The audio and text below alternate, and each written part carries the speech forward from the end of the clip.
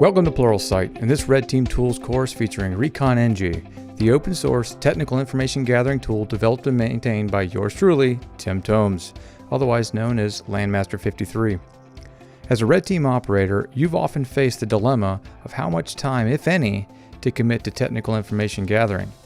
I get it. I've been there. You may spend hours scouring the internet and end up with nothing but a few assumptions about your target environment. On the other hand, you may end up with uncovering a critical data leak that could lead to direct compromise. While the latter is less likely, what if you could reduce the time spent conducting information gathering activities while increasing your chances of finding that critical leak? This is exactly what Recon-ng was designed to do. Recon-ng is actually the original name for a script that evolved into what is now the Recon-ng framework. When Recon-ng was initially released, it sought to harvest information in ways that were not being done by mainstream tooling, and has since become a framework of functionality the community uses to build and share modules that provide the next generation of technical information gathering capability.